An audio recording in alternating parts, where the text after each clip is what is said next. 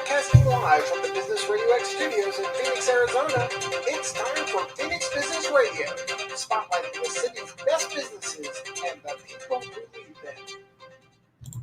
Hello, Arizona. Welcome to the Lawgitimate podcast with your hosts, Mike and Rochelle Poulton, where we share our legitimate perspectives on how to get ahead and stay ahead in law, business, and life.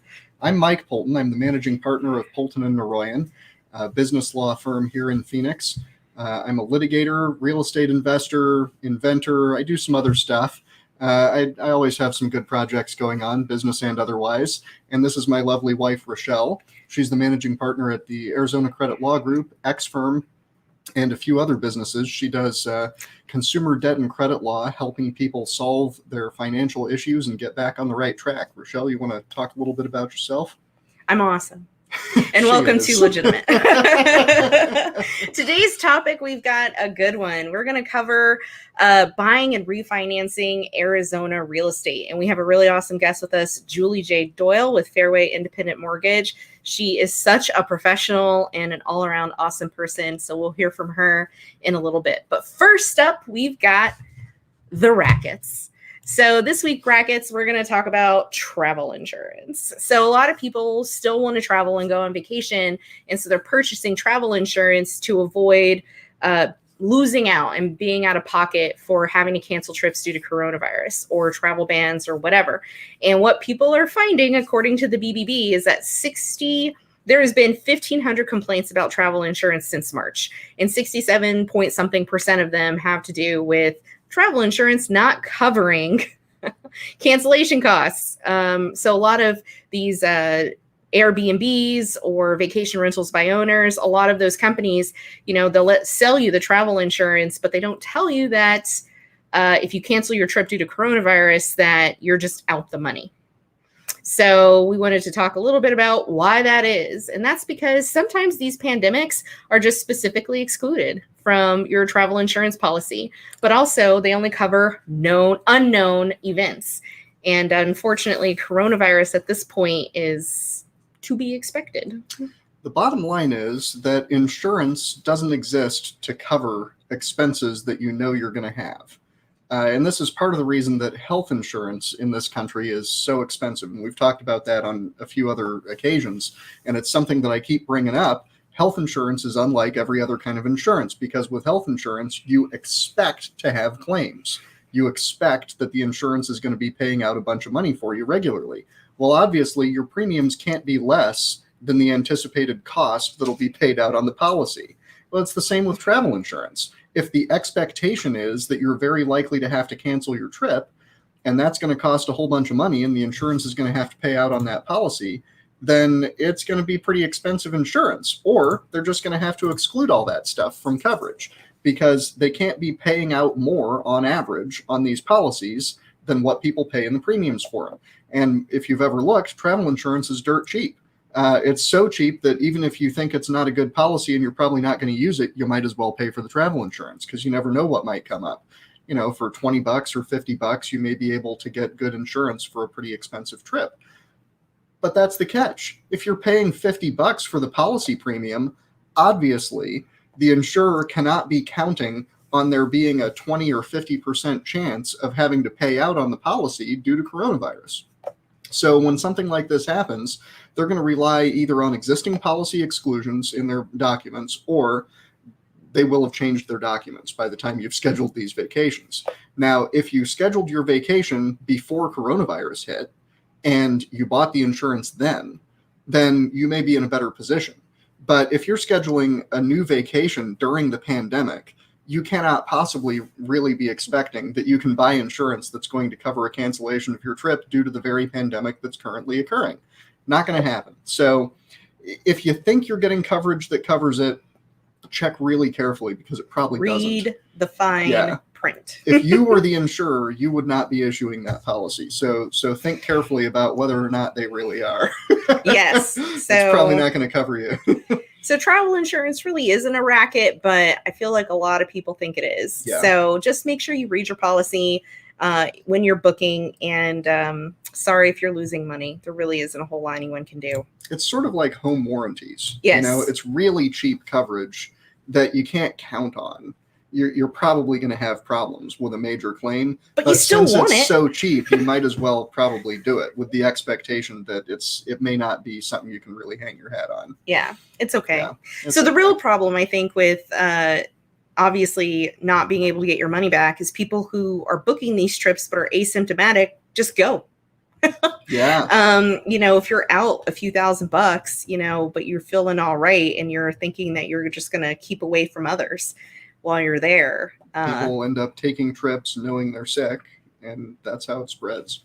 So FYI, that happens. So stay safe. Anyway, on to the LBL moment, our law, business, and life.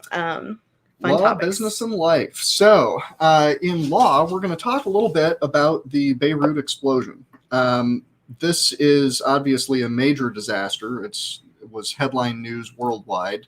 It's very uncommon for things like this to happen.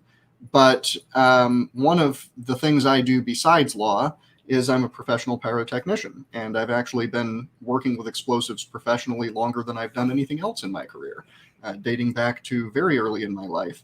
Been doing professional fireworks displays and special effects using commercial explosives for a long time. And so I've got a fair bit of knowledge and experience on the topic.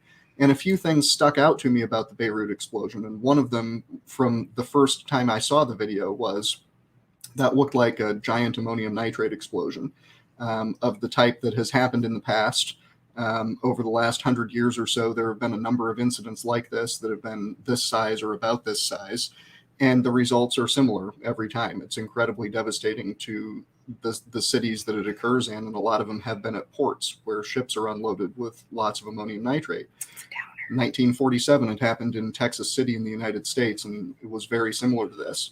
So you might be wondering, why the heck is this still happening in 2020 if we've had upwards of a dozen major explosions and 5 or 6 that have been pretty much this big and this devastating? How does this keep happening? Well, we're starting to see why this occurred in Beirut. And the bottom line is it's administrative and judicial incompetence appears to be the underlying cause of this incident. Everybody knew the risks associated with bulk ammonium nitrate. It's complicated and not worth getting into on this podcast because there's a lot to talk about in terms of explosives chemistry there. Geeking out on a lot of explosive chemistry stuff and the reasons why ammonium nitrate is not really considered an explosive. It's not, and it's not regulated as an explosive. But yet these things still happen. Sometimes it blows up. So why did the authorities allow this all to be stored at that warehouse? Well, where did it come from? It came from a ship that was transporting it elsewhere. And during its journey, they ran out of money. They had financial and contractual difficulties with the chartering people and the owner of the ship. And the captain brought it into port in Beirut, partly because they didn't have the money to continue, and partly because they wanted to take on additional cargo so they could fund the rest of their journey. Well, they got there, and the boat was in terrible condition, and the crew was very upset. They weren't getting paid and didn't have good supplies, and it became a legal case. There were liens filed against the ship by creditors, and the ship was held under a judicial order. Quick intervention here.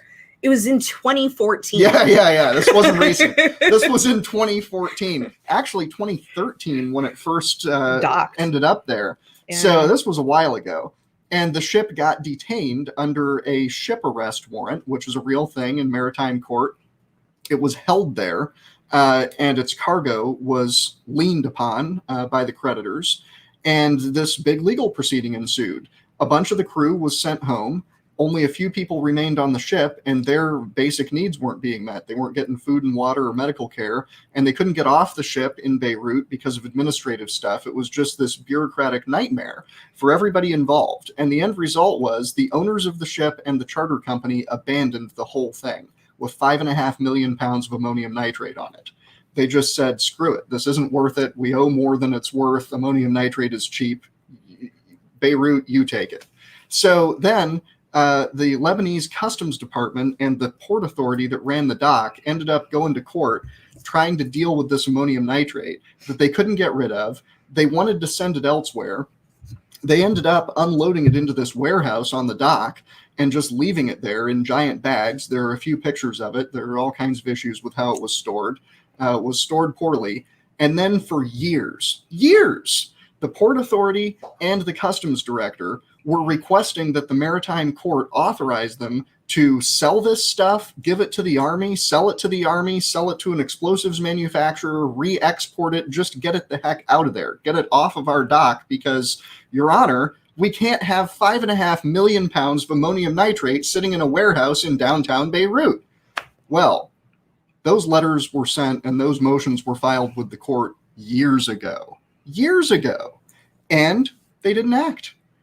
The court never authorized them to sell the stuff, move it, do anything else with it. And so it's been in administrative bureaucratic purgatory in this warehouse on the ship dock down there for years. And the warehouse wasn't secure. So they sent a crew the day of the explosion to do some welding work to fix a door on the warehouse. Fire! And that appears to have been the origin of the fire, which resulted in the explosion. Very, very bad. Now, you may be thinking the government's got to be liable for this, right? You know, hundreds of people likely will end up dead at the end of this by the time they've sorted through things. Certainly, there are many, many thousands of injuries and literally billions of dollars in property damage. The majority of downtown Beirut is structurally destroyed.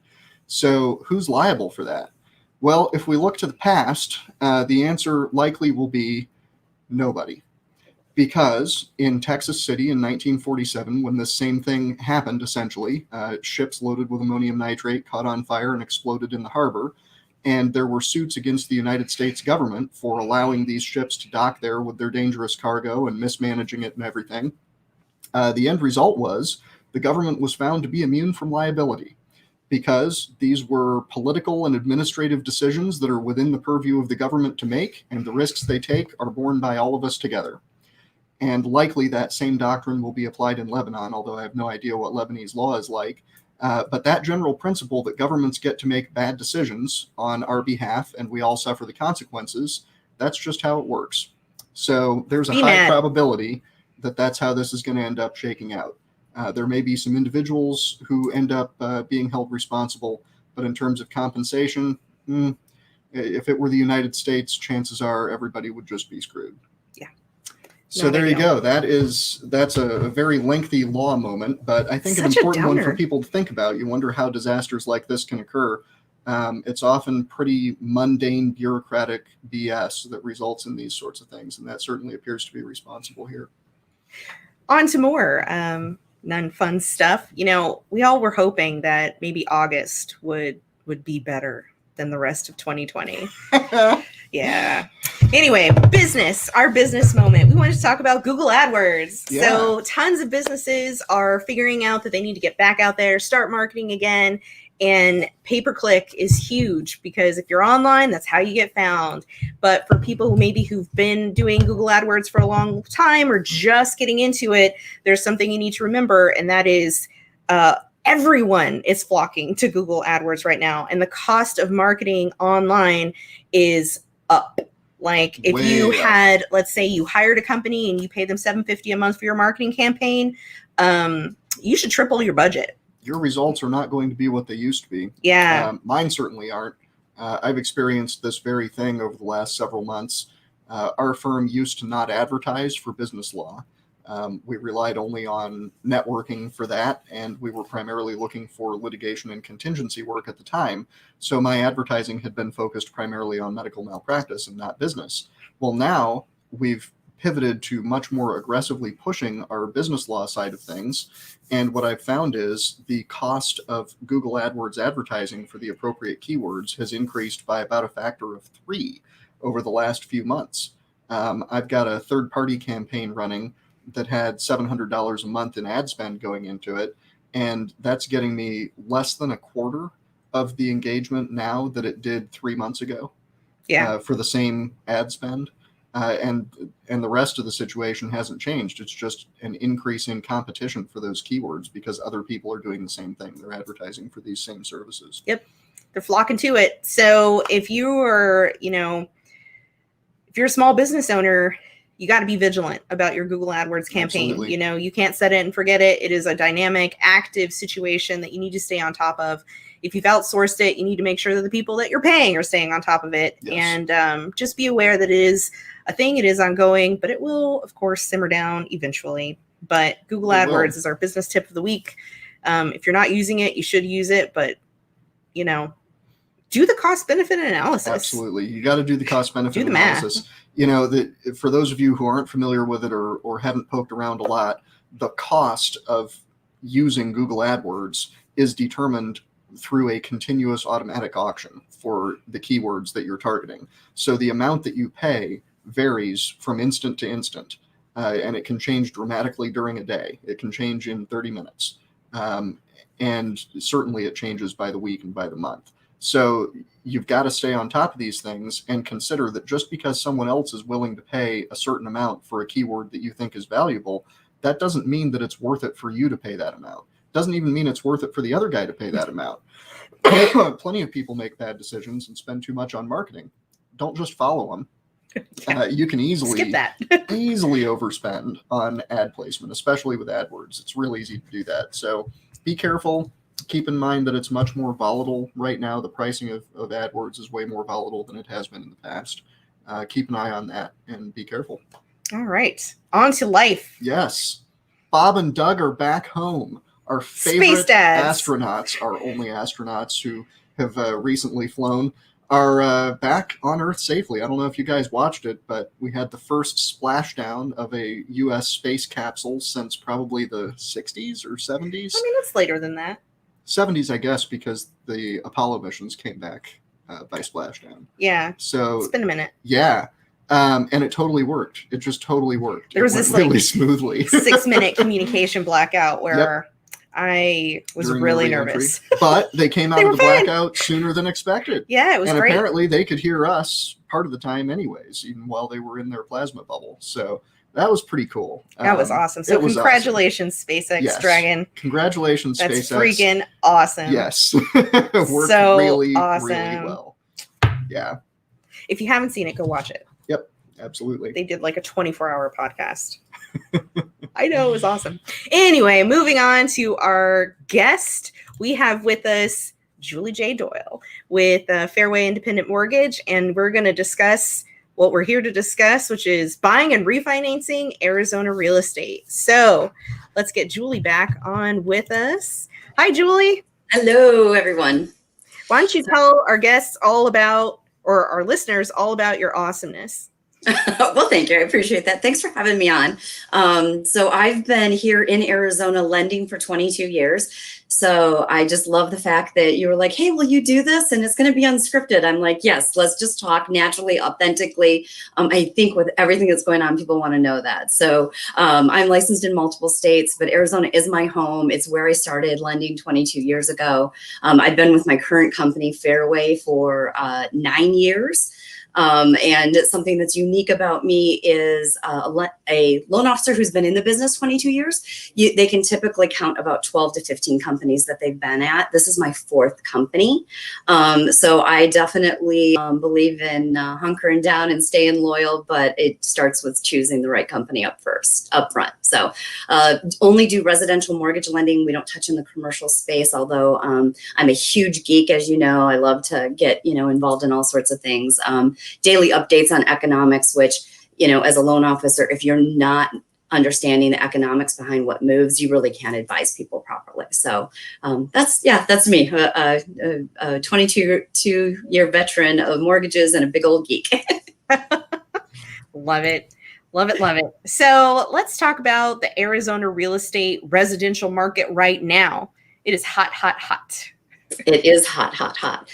So before we went into the pandemic, pre-pandemic, we were already short inventory, meaning there weren't enough homes out there for people who wanted to purchase, right? So that was before we went in. We were already in what they call a seller's market.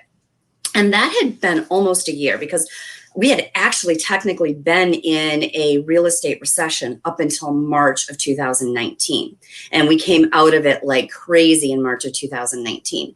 And so we'd moved into this, and then the pandemic hit. And everyone's like, oh, were stuck at home with these people that we liked, but we liked them from 6 at night till 10 at night. We don't like them from 6 at night till 6 at night the next day. So like, we need more space, and now they're like, oh, there's these kids that we're homeschooling and they need like a desk and a place. We can't just throw them on the couch with an iPad and expect them to learn something. So everyone's like, we need more space. And a lot of people who bought those condos because it was, get rid of everything and downsize was like, ooh, yeah, we made a downsize a little too much. So we already had, a shortage in homes for sale and a surplus of buyers. And the pandemic really created this space where the majority of homes in Maricopa County in Arizona under 450,000 are going up on the market. They're selling the first weekend and they have anywhere between 10 and 18 offers on them. So it's definitely a very competitive market, but it's also fun. If you understand the home buying process and you're working with the right people, it can be fun and it can really feel like a win when you move into your new home. Definitely. I think the biggest frustration for buyers is, they see all these houses, they pick one, they submit an offer, and it's like, yeah, you are in queue line number 15. Yep. It's like the wait time while you hold is, yeah. Yeah. So yeah, that's definitely happening. And there's lots of things you can do to minimize that. And the one thing is a true mortgage plan with a pre-approval. So people, I went and got pre-qualified. I got online, I plugged my information, I'm pre-qualified. Well, let's talk about a little bit of the difference between a pre-qualification and a pre-approval.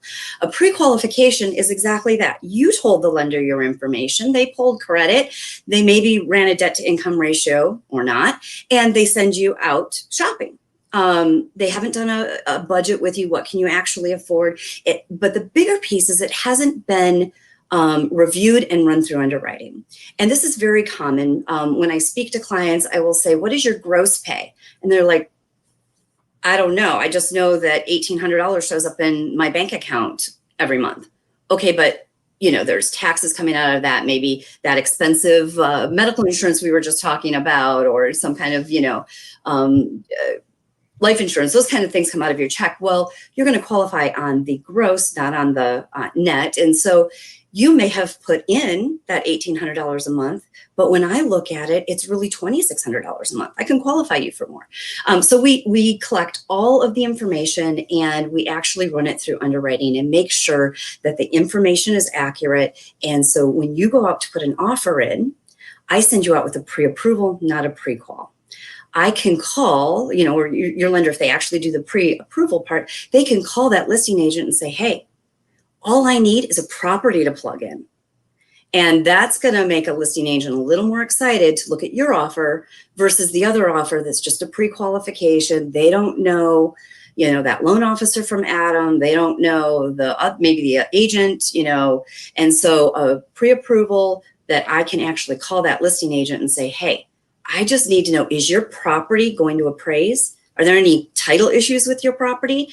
And oh no, my property's great. I want this one because we can close quick and we know we're going to close. So that's a big difference that can help reduce your competition. And we really call it these days winning the home. It's not just putting in an offer and negotiating anymore. It's winning the home.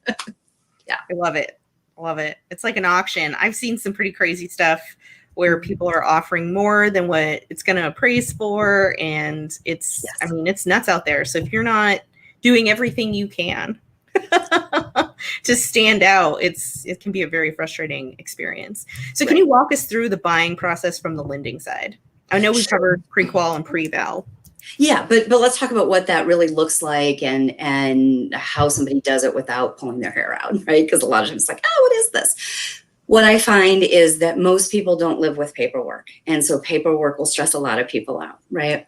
So I like to do a 10-minute call where I really get to know them, their life, and what their goals are. And that seems pretty quick to cover all that, but I've been doing it a long time. And let's face it, most of us are busy and most people don't really want to talk about finances for more than 10 minutes. Yep. But with that, that's going to help me narrow in on what paperwork I need to actually ask them for. So we start with that 10-minute call, and typically somebody comes to me because they've already spoken to a real estate agent and they've looked online and they think they found their house. And then they're like, what do you mean I can't put an offer in today? So again, what we just talked about, the difference between a pre-qual and a pre-approval. And so I'll talk to them and find out, I may not need to see their tax returns. Right? I might just need a W-2 and a recent pay stub and a bank statement and an ID. Like, it could be that easy.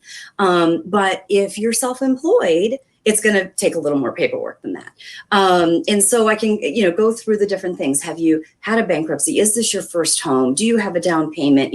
So we can kind of narrow that all down in those first 10 minutes. I can tell you exactly what I need from you. And you can either, I've got the people that love to go online and put their information in themselves. Some people want to give it to me and let me do it, right? So we do that. Then I review it. I run it through underwriting so that if there's going to be any snags, we know right now. The biggest thing that drives me crazy, and I hear it all the time, is I found out I didn't qualify for my house 2 days before we were supposed to close. How? How? How? Like, it doesn't make any sense. Unless something happens during that process, somebody loses a job, or, as we always tell our clients, please don't go buy a car, a boat, or increase any debt while you're, like, if you're going to spend more than $50, you need to call me first. Like, seriously, like, do you want your house or not? So, I just don't understand that. So we get all of that out of the way, and that's what's going to reduce a lot of that home buying stress, is that you're pre-approved. Now, that doesn't mean I'm not going to ask you for an updated pay stub or bank statement, because it might take you a little bit of time to get a property. But as long as you don't change anything, that approval is going to stand in place, and the actual joy of going out and shopping and finding a house and the offer, you're going to be able to actually close fun, not ugly. Perfect. So what are the top 3 mistakes that people make when they're buying a house, other than buying stuff in the middle of the process? Right in the middle of the process, yeah. So I would say the top thing that people do is, the number one thing they do is they go online and they do their research, which is a great place to do a baseline search. But like with anything, you have to know that's just vanilla advice. So they show up and they think they know what they want. And so they can do it themselves, right? You can go get Crazy Mortgage online and do it themselves.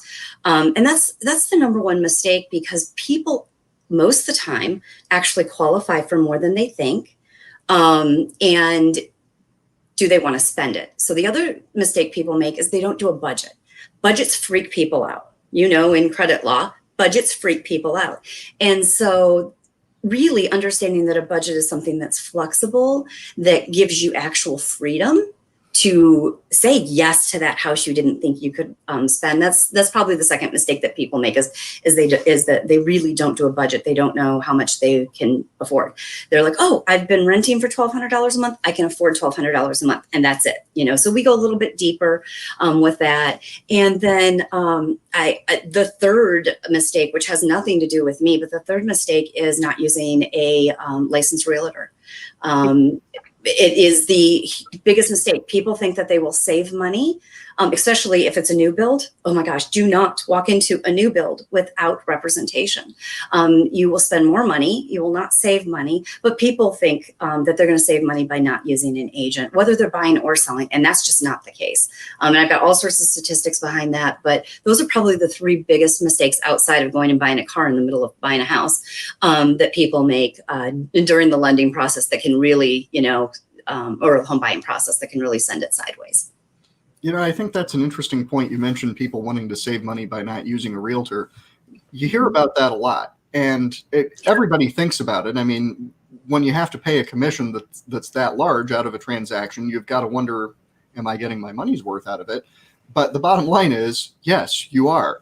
Even fairly experienced real estate investors or people who've just bought and sold a fair number of houses usually appreciate the value of a realtor's services. They're doing work for that money. And especially on the seller side, it's totally worth it. When you think about how much uncertainty there is in the valuation of a house, the difference between the lowest price it could sell for on the open market versus the highest price it could sell for on the open market, that difference is way larger than the realtor's commission amounts.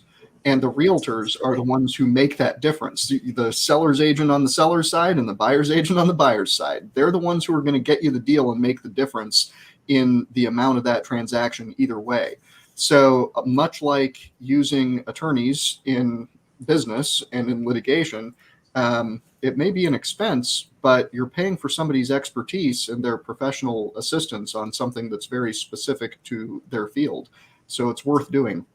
Absolutely. The ROI, you're talking about the AdWords and the ROI of using a realtor it far outweighs the expense. Absolutely. And like you mentioned, there's plenty of data that supports that. It's not a guess. Just people have analyzed it up one side and down the other. Yep, so what's the most common type of loan that people are qualifying for now using or to buy a house? Yeah, it really just depends on where you are. The common terms that you'll hear is conventional, FHA, or if you've served in the military, a VA loan, right? VA loans are the last true 100% down, 0%, 100% loan, but you have to serve in the military to get that. And then there's bond or grant programs where it's really a down payment assistance loans, and those have changed a lot in the last couple of years. So those are the things that you look at. I would say that they all have their place, and it's so hard to say this is the best loan because a loan is very personalized. And I say this often. If any of my clients get a hold of this video, they're like, "Oh yeah, Julie said that." A loan is like baking a pie. Now, please don't ask me to bake a pie because you don't want to taste it. But it's like baking a pie. If I change one ingredient in that pie, I'm going to change the outcome. So people are like, well, back when we were all in the office around the water cooler. Well, I was standing around the water cooler, and my buddy just got XYZ, and that's what I want. Okay, well, your buddy has a different credit score. Your buddy has a different debt to income ratio. Your buddy has a different down payment. Recently, mortgage insurance has changed. Your buddy's single, you're married. We can put you both on it. That brings down risk. There's just all sorts of different things. So I literally could do a loan for myself and do a loan for my neighbor next door, and it looked completely different because I've changed one ingredient and changed the outcome of the pie. So conventional lending, you can buy your first home with as little as 3% down. With conventional lending, it's much harder to get qualified for that loan than it is 5% down. And then FHA is as little as 3.5% down. And there's reasons to go FHA. It was originally the first time home buyer program, but that's not the case anymore. And then the bond programs, we're going to say gift you your down payment. But the truth of the matter is it's a silent second mortgage that if you sell or refinance in the first 3 years, you owe a portion of it back.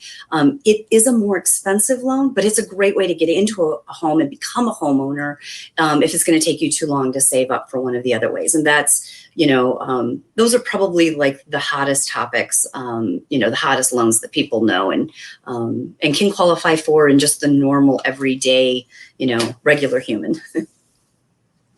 What about investors? What are you seeing with real estate investor activity? Is there much going on with lending, or is that primarily cash right now? No.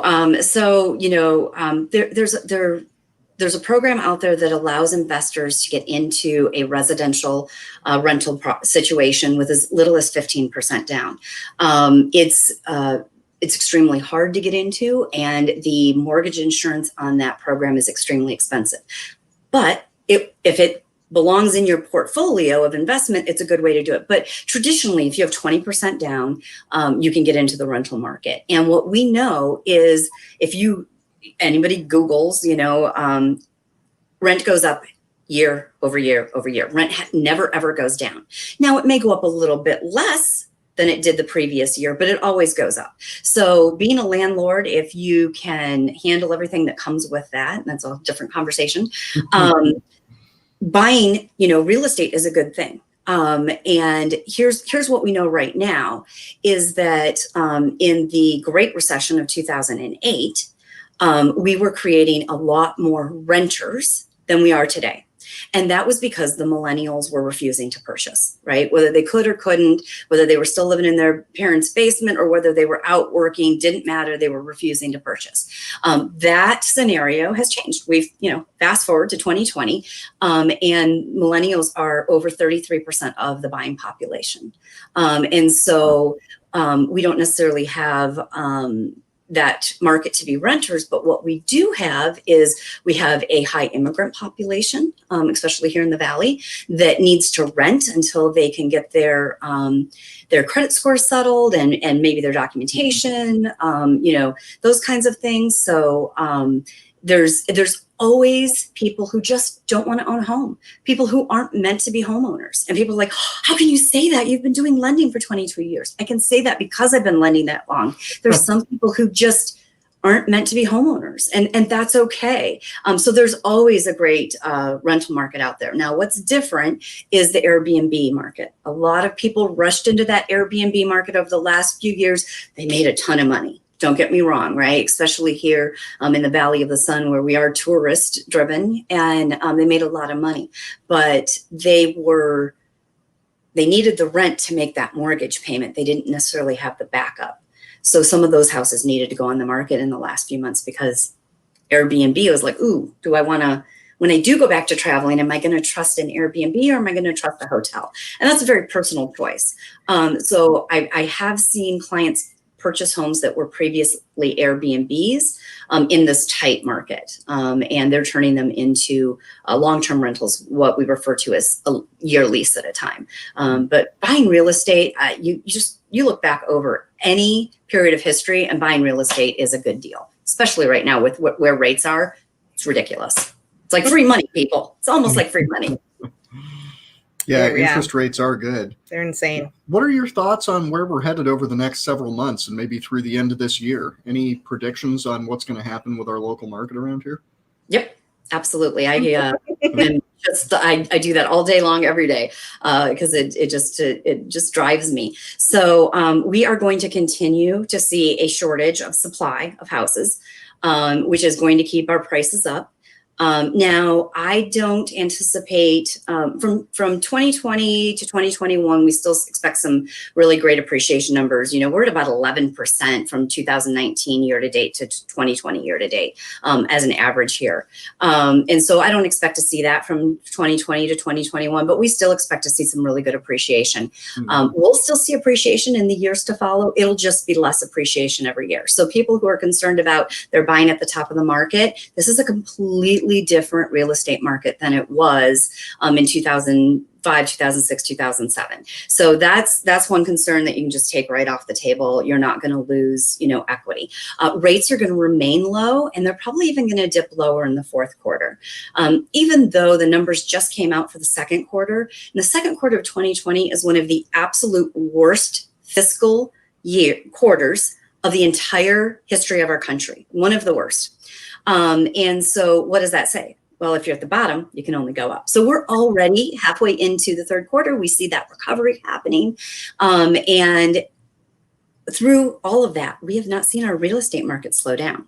So if we can have one of the worst financial quarters on history and the real estate market not slow down, then we know as we recover, the real estate market's going to keep going because people need to have a job and feel secure in their job in order to purchase. So consumer confidence, even during this pandemic, is pretty high.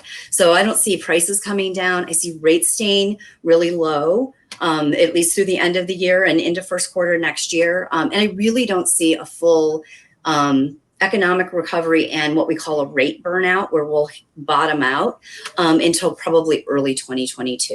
So we've got a good year or so to be really busy in the real estate world here in Arizona.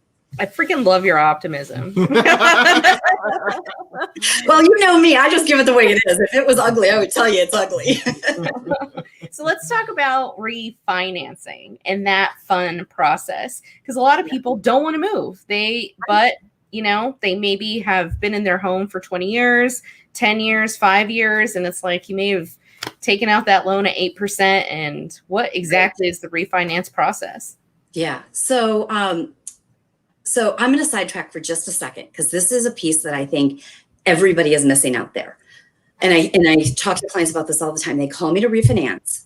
They just assume, because of what we've been talking about, because supply is so low and demand is so high and prices are up, that they can't afford to move. And so typically for a client, I will run, if you refinance, this is what you're looking at. And if you purchase, this is what you're looking at. And most people who've been in their home a while are shocked to find out that they can upgrade. They can buy more house, or they can buy the house that's been remodeled so they don't have to live through a remodel, right? For the same payment or less that they're making now.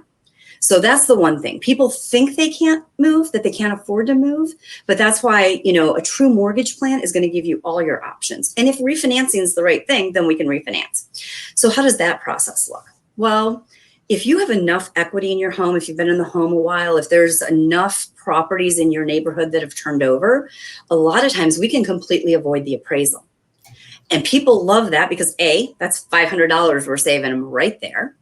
But then they don't have anybody coming into their home during the pandemic, right? If you do have to have an appraisal, the appraisers come in, they wear masks, gloves, they're wearing booties. And then I give my clients advice like open every door in the house so that they don't have to touch anything. And the weirdest one of them all is lift the toilet seats, because they need to see that the toilet actually works. That's one of the things on an appraisal. And then that way they don't have to touch anything. They'll socially distance while they're in the home, and, that kind of thing. So, so no concerns over that. We're doing,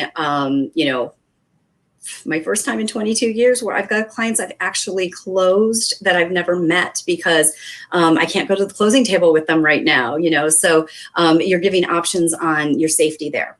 But the actual refinance process itself is you call up, we go over and we do an analysis of what do you have right now, what are your goals, and how do we align those? How does the mortgage options I'm going to give you, and I almost never give a client just one option. Now, I am kind of a big sister, so I always give my opinion on which one I think they should go with. But it's their life. They're the one that has to live in the house. They're the one that makes the payment. So I give them their options, and I clearly lay out, the benefits over what they have right now. There are plenty of people that are still sitting in a 5% mortgage. A high force mortgage that really could refinance and take the benefit of the nice lower rate. Now that's just a rate and term refi. We lower that rate, and maybe if you were in a 30-year mortgage and you're 10 years in, maybe we put you just in a 20-year mortgage because you don't want to take longer to pay it off. Or you're like, Julie, I'm only here another 5 years. We just want that payment down. We put you into a new 30-year mortgage. You move in 5 years, you pay it off, whatever. Again, that's part of that goal setting. The other mortgage, and it's a little more expensive because rate equals risk, is a cash out refinance. And this is what everybody's doing who wants to move, but can't, or thinks they can, or really they love their home, but they need to update, right? So there's so much equity in the property, and you can get it at such a cheap rate that you go in, you pull up to 80% of the equity out. And you redo those kitchens, you redo the floors. I've got clients that will go into the house and take out cash, and, maybe they're taking the cash out at 3.5%, but they're putting it in the market. And with a good financial advisor, again, you can look at any 10-year period in the stock market, and the average rate of return is well over 7%. Well, if I'm paying 3.5% for that money, and I'm going to have some taxes on the gain, but this might be something I can afford to do. So sometimes that's why they want to take the refinance money out. I also advise that with rates so low, you refinance because you can. You don't know next year what's going to happen, and cash is king. So if you can go in, pull the cash out of your house and just pretend it doesn't exist. If you do lose your job, if somebody gets sick, if there's an emergency, it's always when you need the money that you can't afford to get it out of your house. So sometimes we'll do that with a cash out. Sometimes we'll do that just with I'm going to throw a new term at everybody, a home equity line of credit. That's a different thing than what we're talking about. But and there's reasons to have home equity lines of credit, even if you don't want any cash out of your house. Good legal reasons that you guys can talk about. But that's what's really going on in the refinance world. And I will tell you that up until the pandemic, I was closing refinances in under 30 days, not a problem. And then everybody in the world wants to refinance. So it's taking longer to get title. It's taking longer to get those appraisals, underwriting. So I'm just setting clients up to, 60 days. If it happens a little before that, that's okay. But I'm not going to stress my staff out who's already working 7 days a week, so that we can close you in 50 days versus 60 days. It makes no difference in your life, unless it does. If there's a reason, then we can push it. But that's one of the changes with the refinances. We were closing them like they were candy up until the pandemic. That takes a little bit longer right now. But people were saving $400 a month sometimes.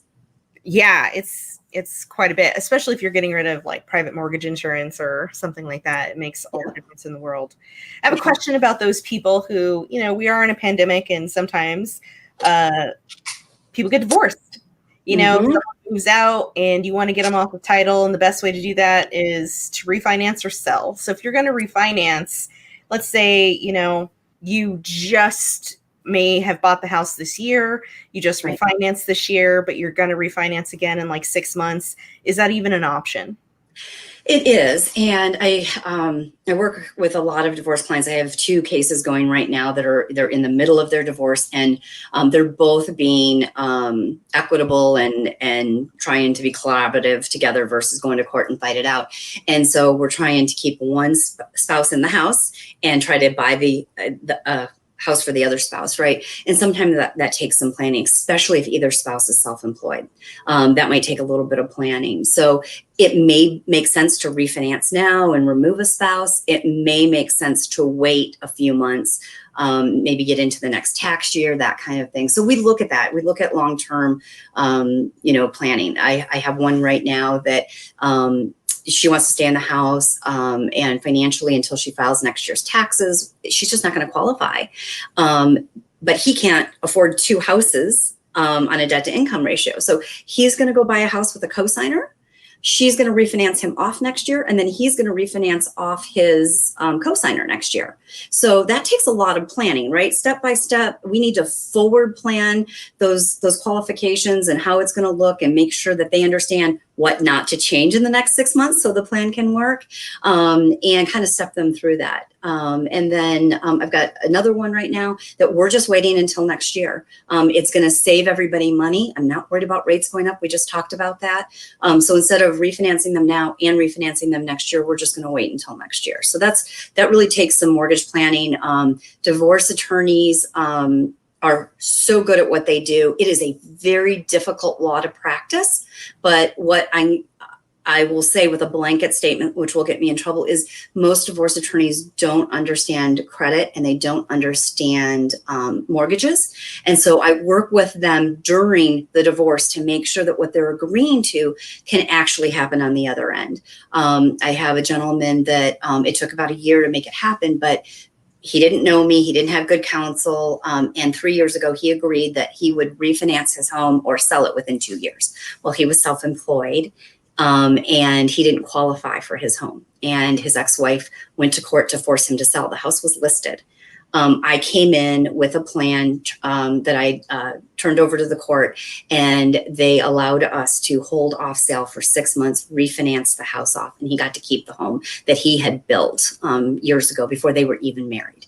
So yes, if you are going through a divorce, know somebody who's going through a divorce. Make sure that your agent is using a mortgage planner to help in the process. Or if you're doing a collaborative divorce on your own and you don't have attorneys involved, you need to reach out to a true mortgage planner that can help you through that. But it's definitely possible to remove that spouse, or that not remove the spouse and the spouse buy another house. Sometimes that's what we do. But yeah, it's a huge piece that I think people want to do right, but that they mess up because they just don't know.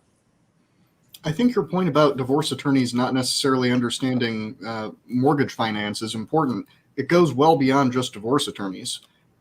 Most attorneys don't really understand the dynamics of these deals well enough. We all learn it in law school, but not in very much detail. Not the practical part of it. Yeah, not the practical You can aspects. read your contract. Exactly. If you're in the documents, any attorney reading the documents is going to be able to figure out what the meaning of it is. But that's very different than understanding the practical dynamics of how mortgage finance works. And especially because Arizona primarily uses deeds of trust, which have some legal nuances that are pretty important. And those are things that we really didn't cover in law school in much detail, unless you took those elective classes because you're into real estate.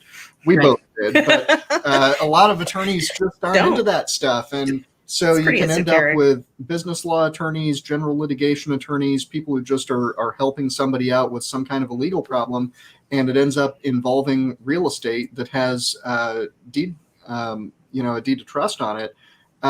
They can end up really making some bad assumptions and working from some misunderstandings that result in bad outcomes. So getting somebody like you involved is very important. And to the audience, I would say, be wary of trusting a general practice attorney to get those nuances right without having some other professionals involved. Doesn't mean don't trust your attorney, but it does mean make sure that they really understand that aspect of whatever your deal is. If you've got a deal that involves that sort of thing, make sure that you're working with somebody like Juli. And that's the other thing. Juli, of course, knows the day-by-day dynamics of what loans are getting approved and how long it's taking and what the different interest rates are. This stuff changes all the time, continuously changes. So daily. Yeah, daily. Yeah, daily.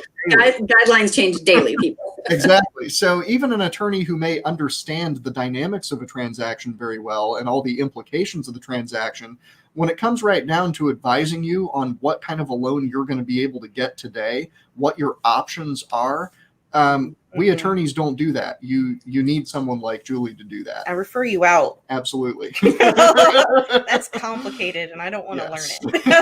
And you can't possibly, because we don't do it every it's day. Part of doing it every day. You need someone who's in that industry. Yep. I'm not going to go operate on myself. I'm not going to give myself legal advice.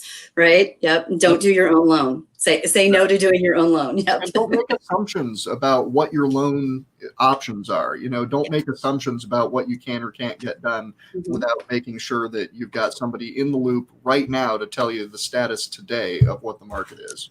Yep. So real quick, if you guys could talk a little bit about the difference between using a company like Fairway versus like a big bank. Because people just want to go to their bank and apply for a loan. And it's like, well, it's been 6 months and I haven't heard anything. Like, what's right? Yeah. So there's three real types of way that you can get lending. One, you can go to that big box bank that you just mentioned, right? And they will have, fairly good rates, fees, hopefully not too expensive, and they will take probably 4 to 6 months to close your refinance. And that purchase that you won the house because you wrote a 30-day close, they will blow that close of escrow date and possibly cost you the house and or your earnest money. Plain and simple. You can call any real estate agent and they will tell you that. Like agents will beg their clients, please don't use big box bank XYZ because you could possibly lose the home. It's just what it is. They're set up for numbers, not people, right? But I mean, I have a checking account. I have a bank. I love them for what they are, but mortgage lenders, they are not. You can get a mortgage there, but they are not. The second thing, track you too much, but I think there's an important point that people ought to remember here about buying a house with financing. When you commit to buy a house, you go under contract. But you have a financing contingency. So it says, I can get out of this deal if I can't get a loan for it. Very often, most of the time, vast majority of the time, you will be able to get out without losing your earnest money, because the earnest money loss kind of has an exception to it. And the exception is your loan doesn't get approved. But here's the catch. The seller is under no obligation to give you more time. They do not have to let you extend closing. If your loan can't get closed on the date that you originally committed to buy that house, the seller has the option of telling you to screw off. They've got other people with offers pending, and they're going to go with somebody who knows how to get a deal done. In some real estate markets, that's not going to happen. You'll be able to extend closing repeatedly, and it can take several months maybe to get the deal done. Not today, not here, not now. Yep, that's true.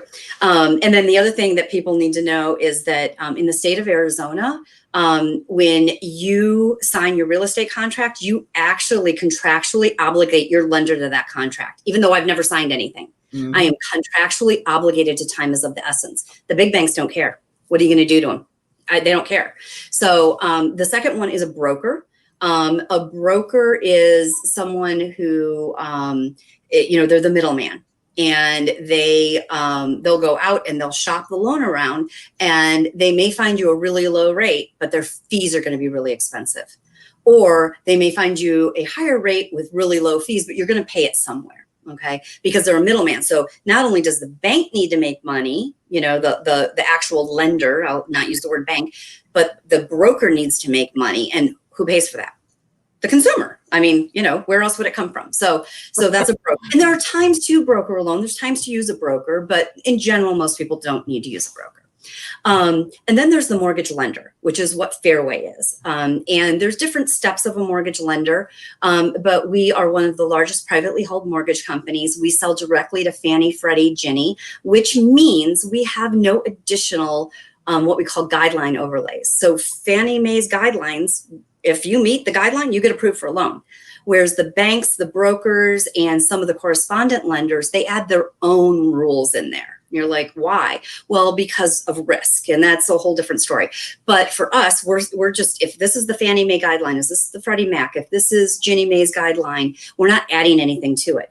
Because we sell directly, I can give you the best rate and the best fees available. So an example that just happened this week, I had a client referred to me a couple weeks ago. They're getting married. They're young. They want to buy their first house. She's all excited. She's doing it all herself. Her fiance hasn't hopped on board yet. We start down the process. She finally gets her fiance in the process. And he goes, oh, I'm just going to go to my big box bank. I said, okay.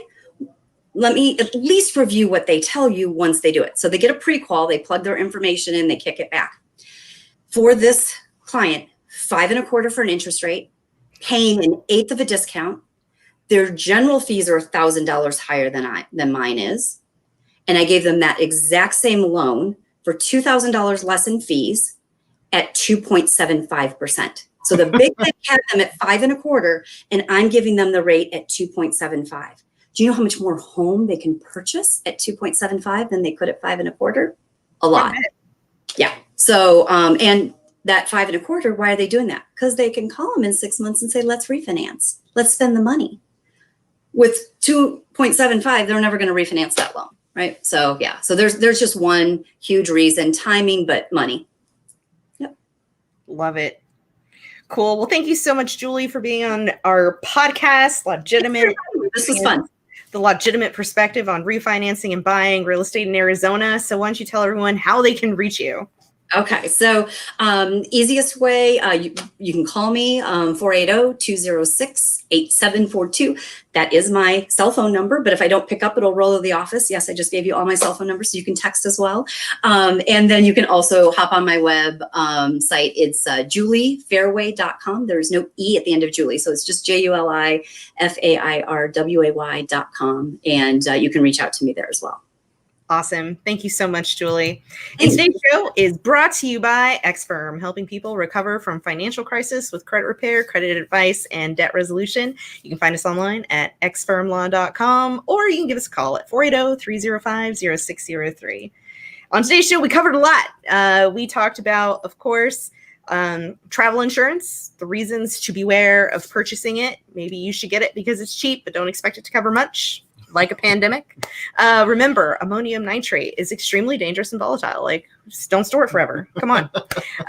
Marketing with Google AdWords is great, but vigilance, constant vigilance is required. And we geeked out about the success of the SpaceX Dragon mission. Congrats again.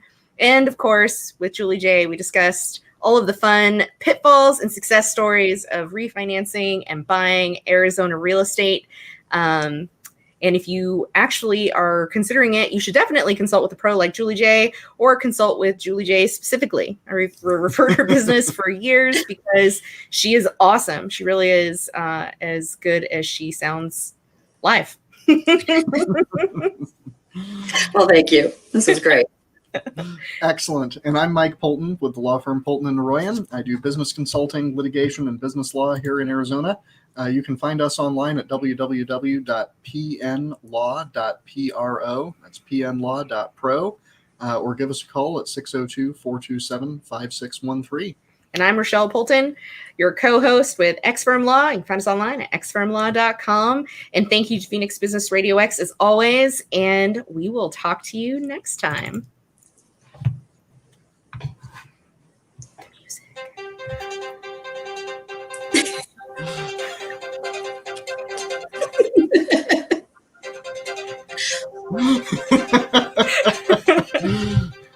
It has that old age news vibe. I love it.